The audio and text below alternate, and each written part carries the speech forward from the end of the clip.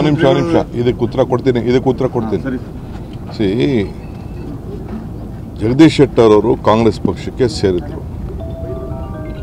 ಈಗ ವಾಪಸ್ ಅವ್ರನ್ನ ಕರೆ ತರಬೇಕು ಅಂತೇಳಿ ಅವರ ಪಕ್ಷದ ಅನೇಕ ನಾಯಕರುಗಳು ಅವ್ರನ್ನ ಭೇಟಿ ಮಾಡ್ತಾ ಇದ್ದಾರೆ, ರಿಕ್ವೆಸ್ಟ್ ಮಾಡ್ತಾ ಇದ್ದಾರೆ.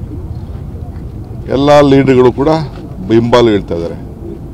ಅಂದರೆ ಅವ್ರ ಪಕ್ಷ ಇಷ್ಟು ದುರ್ಬಲ ಆಗಿದೆ ಅನ್ನೋದಕ್ಕೆ ಇದಕ್ಕಿಂತ ಇನ್ನೇನು ಸಾಕ್ಷಿ ಬೇಕು? ಸೊ ಚುನಾವಣೆ ಎದುರಿಸಲಿ, ಕ್ಯಾಂಡಿಡೇಟ್ಗಳಿಲ್ವ ಅವ್ರಿಗೆ? ಕ್ಯಾಂಡಿಡೇಟ್ಗಳಿದ್ರೆ ಚುನಾವಣೆ ಎದುರಿಸಲಿ. ದುರ್ಬಲ ಇದೆ ಅಂತೇಳಿ ಯಾರು ಯಡಿಯೂರಪ್ಪನವ್ರಿಗೆ ಚೀಫ್ ಮಿನಿಸ್ಟರ್ ಮಾಡಿದ್ರು, ಯಾರು ಕುಮಾರಸ್ವಾಮಿನ ತೆಗೆದ್ರು, ಅವರೇ ತಿರುಗಿ ವಾಪಸ್ ಹೋಗಿ ಅವ್ರನ್ನ ತಪ್ಕೊಳ್ಳೋಂಥ ವ್ಯವಸ್ಥೆ ಕೂಡ ಈ ರಾಜ್ಯದಲ್ಲಿ ನಡೆದಂಥ ರಾಜಕಾರಣ ನೀವೆಲ್ಲ ನೋಡ್ತಾ ಇದ್ದೀರಿ. ನಾವೇನೋ BJP-ಅವ್ರನ್ನ ದೂರ ಇಡಬೇಕು ಅಂತ ಕುಮಾರಸ್ವಾಮಿ ಚೀಫ್ ಮಿನಿಸ್ಟರ್ ಮಾಡಿದ್ರೆ ತಿರ್ಗಾ ಯಾರು ತೆಗೆದ್ರು ತಿರ್ಗಿ ಅವನೇ ತಪ್ತಾ ಇದ್ದಾರೆ ಕುಮಾರಸ್ವಾಮಿ. ಅಂದರೆ ಎರಡು ಪಾರ್ಟಿಯಲ್ಲೂ ಕೂಡ there is a lack of leadership, lack of confidence ಇದಾಗ್ತದೆ. ಜಗದೀಶ್ ಚಿಯಾ ಬೆಳೆದು ಕ್ವಿಂಟಾಲ್ಗೆ 30,000 ಆದಾಯ ಗಳಿಸ್ತಿದ್ದಾರೆ. ನೀವು ಕೂಡ ಅವರಿಂದ ಕಲಿಬೇಕಾ? ಅವ್ರ ಜೊತೆ ವಿಡಿಯೋ ಕಾಲ್ನಲ್ಲಿ ಮಾತಾಡಬೇಕಾ?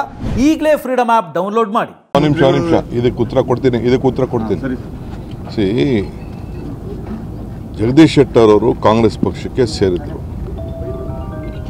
ಈಗ ವಾಪಸ್ ಅವ್ರನ್ನ ಕರೆ ತರಬೇಕು ಅಂತೇಳಿ ಅವರ ಪಕ್ಷದ ಅನೇಕ ನಾಯಕರುಗಳು ಅವ್ರನ್ನ ಭೇಟಿ ಮಾಡ್ತಾ ಇದ್ದಾರೆ, ರಿಕ್ವೆಸ್ಟ್ ಮಾಡ್ತಾ ಇದ್ದಾರೆ. ಎಲ್ಲ ಲೀಡರ್ಗಳು ಕೂಡ ಬೆಂಬಲ ಹೇಳ್ತಾ ಇದ್ದಾರೆ. ಅಂದರೆ ಅವ್ರ ಪಕ್ಷ ಇಷ್ಟು ದುರ್ಬಲ ಆಗಿದೆ ಅನ್ನೋದಕ್ಕೆ ಇದಕ್ಕಿಂತ ಇನ್ನೇನು ಸಾಕ್ಷಿ ಬೇಕು? ಸೊ ಚುನಾವಣೆ ಎದುರಿಸಲಿ, ಕ್ಯಾಂಡಿಡೇಟ್ಗಳಿಲ್ವ ಅವ್ರಿಗೆ?